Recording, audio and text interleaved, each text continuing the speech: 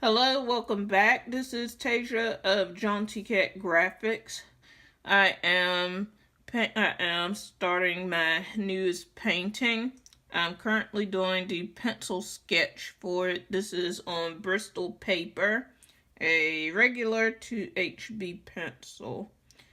I've done a perspective grid now. This is what all of these lines here are for. So I'm currently working in the character.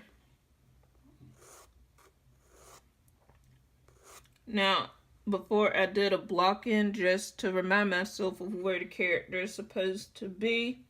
And now I am going to draw in the character with detail.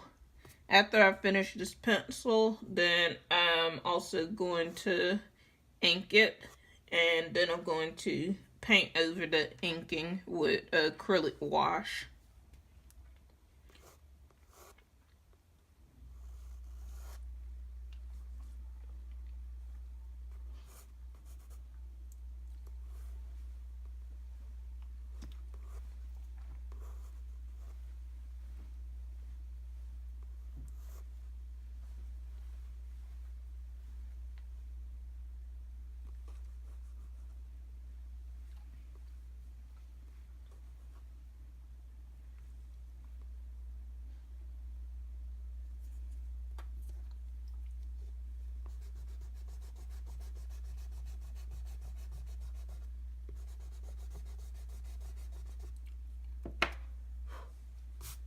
In the original block in, I used a non-photo blue color pencil, the Prismacolor brand, just so that I could know where my characters are supposed to be. With this character, I didn't do a lot of blocking it, but with the woman character, I specified a few details with a pink. But the poses, upon further inspection, did not look exactly organic and had the amount of gesture that I wanted, so I am going back and fixing that. His body isn't going to be seen very easily since he's going to be wearing a large, bulky overcoat, but I do like to make sure that that's obvious in the beginning stages, just because it'll still have a better overall effect later.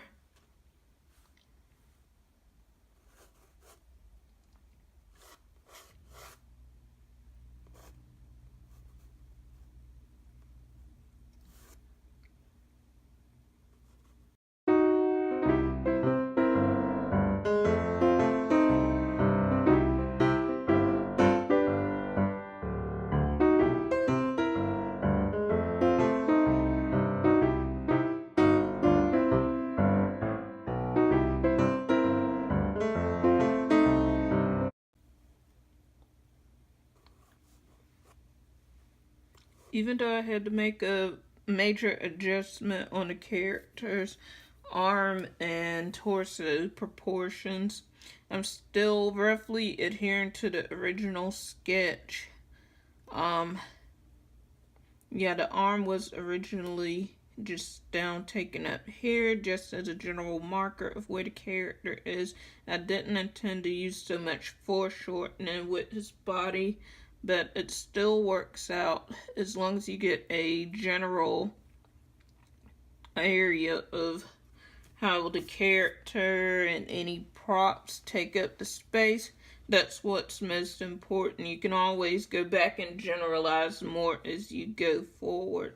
And of course, you don't want your proportions and anatomy to suffer just for the sake of the composition, as long as everything is generally where it's supposed to be for the good of the entire picture.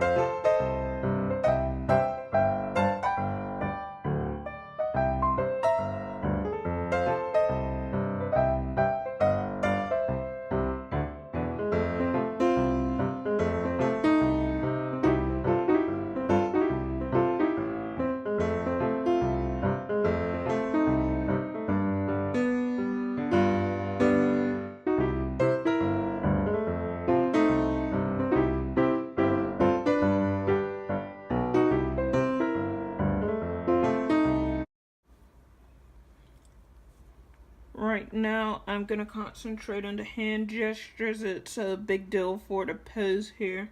The character was on a long and arduous trek to get to the current location in the painting. So I want him to look like he's tired. He had to search around the environment to get to the female character here. So I want his hands to look even though he is pointing at her so that he can gesture towards her. I want him to look like he's tired and he can barely go and like he's about to collapse.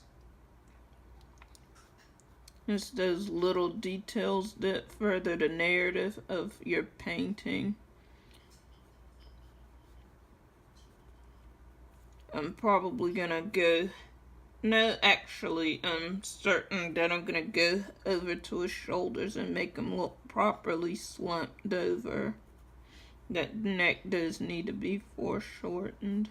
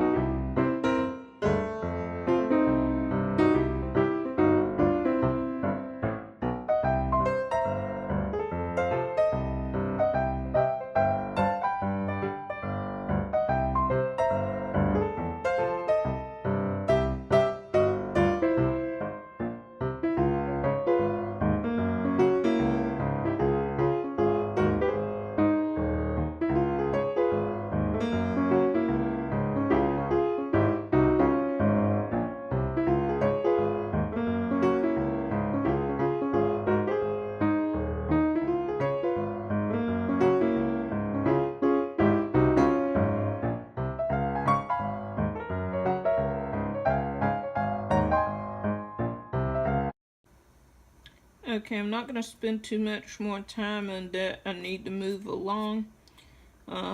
So I'll add some more detail to the shoulder here so that it's obvious what's going on here.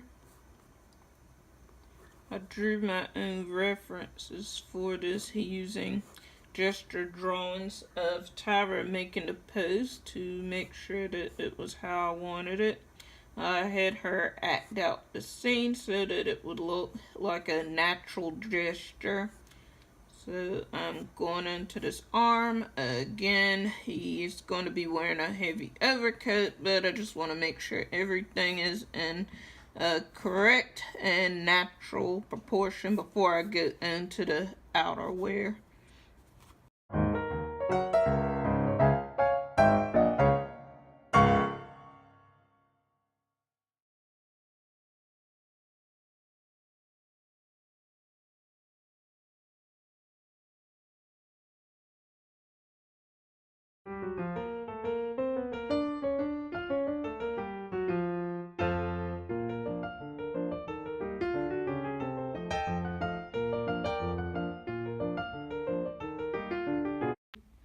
I already drew her face since it's easy for me to draw faces. And then once I finish with her anatomy, she's wearing a skirt so I wouldn't have to do any legs or anything like that. But then I'll start working on their costume and I'll go back to details in the background later. That'll be pretty detailed actually. When I finish this pencil line, then I'm going to do a color and value composition study. I'm going to do one of each, value, and I'm going to do a color composition sketch up before I deal with the inking, just because I do keep the values in mind when I'm putting in my line art. So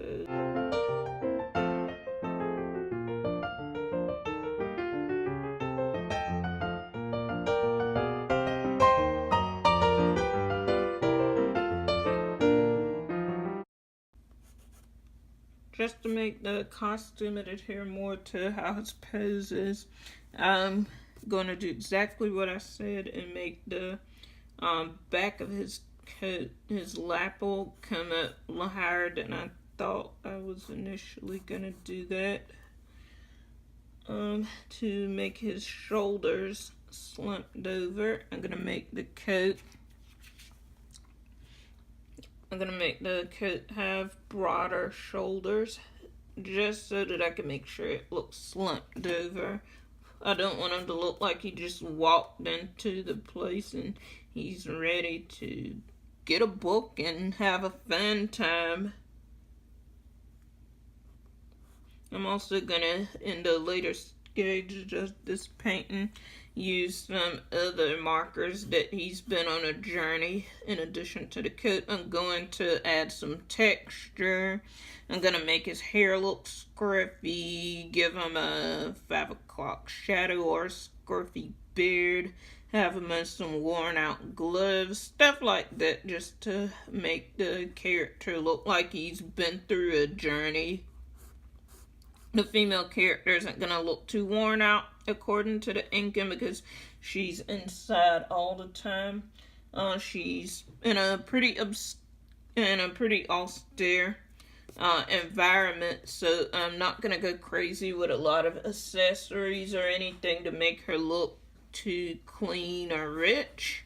But I do want the characters and their poses and costuming to match the narrative I have in mind.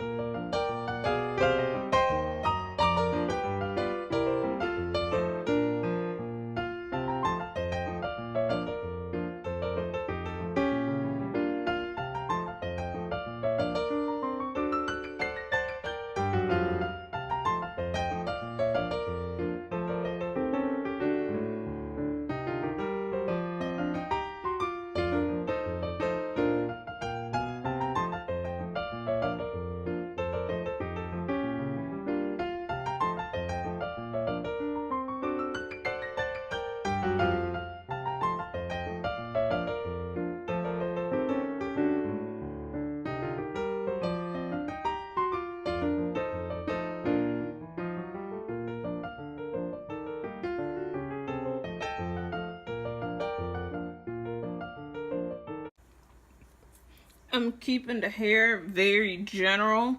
His hair is wavy. It's also supposed to be combed back originally, but it's fallen and it's scruffy and dirty and sweaty from the journey and from his adventures to the current location. So I'm using some marks here just to keep in mind the direction that his hair is supposed to be going in.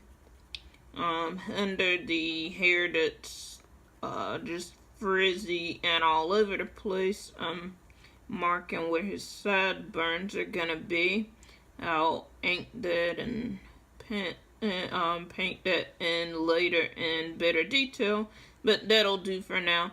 I'm not being very exact with my penciling at this stage. As you can see with the sleeve here, how I mark the way that the fabric folds, the way that I have his hair, like the little spaghetti looking crinkles. If you're gonna do a finished work, then you do not want to, well, I prefer not to draw hair looking like this for a finished, completed work of artwork here. But it's a handy marker for the type of texture that I'm going for. Where his beard is having stubble, then I'll put in some hatching here just to remind myself that he's supposed to have some stubble, some 5 o'clock shadow. He hasn't had a nice shave in a while. Actually, it's more than a 5 o'clock shadow. That's just from a day of not shaving. But I'll put in some little hatches here just as a mark at this point in my work process, the penciling isn't the completed line art. Places like with the hand here, you see how general that is. When I go into my line art with the ink, then that's gonna be more accurate. But here's just where it is. And when in the paintings, when people block in the values of what they're doing, the pencil lines that I'm doing now is the line art version of that. I'm not beholden to any of this stuff. In fact, it's pretty general too, since if I need to erase it, then I can do it with little commitment so it won't be painful.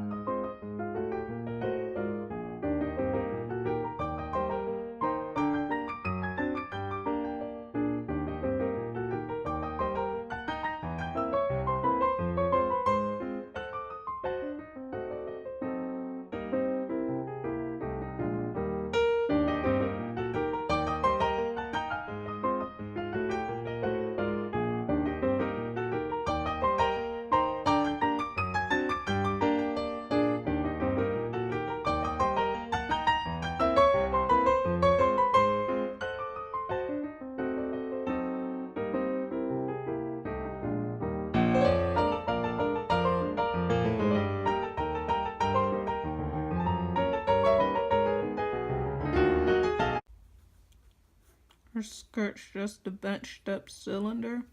If you see here how straight across this is, even though it's fabric, it's because I was, again, looking at the perspective here. It won't be that rigid after I specify the folds of the fabric, but I don't want to lose that proper perspective, just so she looks like she's standing in a room here and not just floating in space.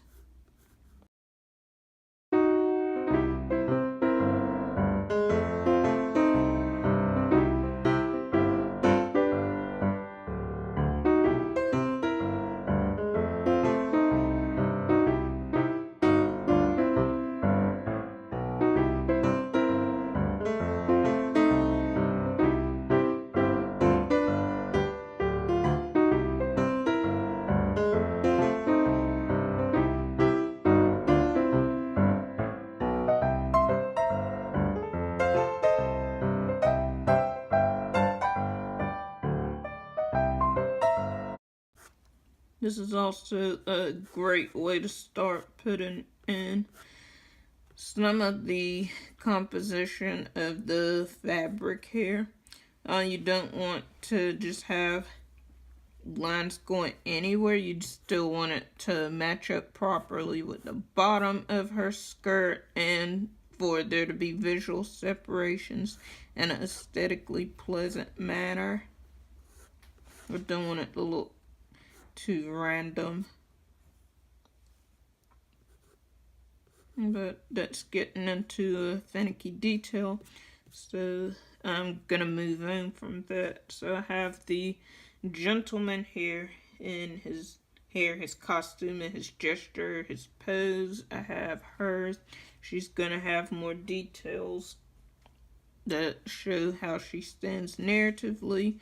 But now I'm going to move into the background and have some details, the same narrative care that you want to take to your characters with their gestures, their costuming, their pose, their style, and textures, and what they're doing. You want to take that same level of care to the detail. It's important to make sure that your characters that you took a lot of care with also have an interesting background that tells you about the story. So I have some bookcases back here, And I have a little curio here, and I'm also going to do some wall details, so I'll start that.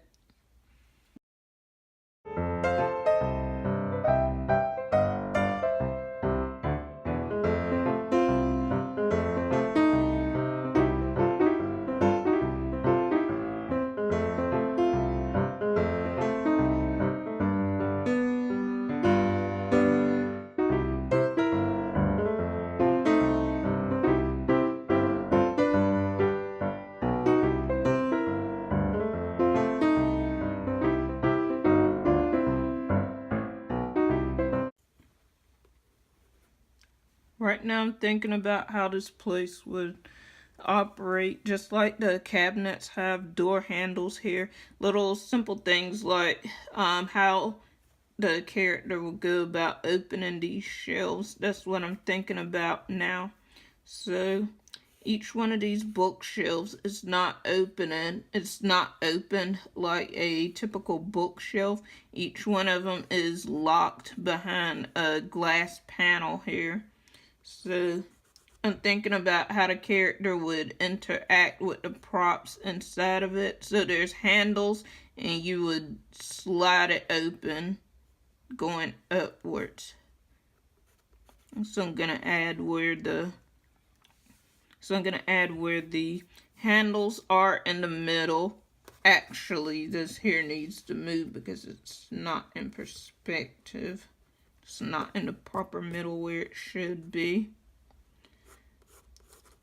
So there's sliding doors here, and these at the bottom for presumably larger books would open, swinging open like cabinets would. I like to think about how would this operate if this were a real room. So for this video here, I have finished penciling in the characters, their poses, cleared up some issues with his gesture here. I've done the major structural details of the environment, and next up I'm gonna do more details of the environment, add the little fine details to that, add little fine details to the characters as well, and then go on to do a value and color sketch for that. So in order to get works in progress for this and some of the other Jaunty Cat art, then check us out on here as well as our other social medias that we have listed below. Thanks for watching so far.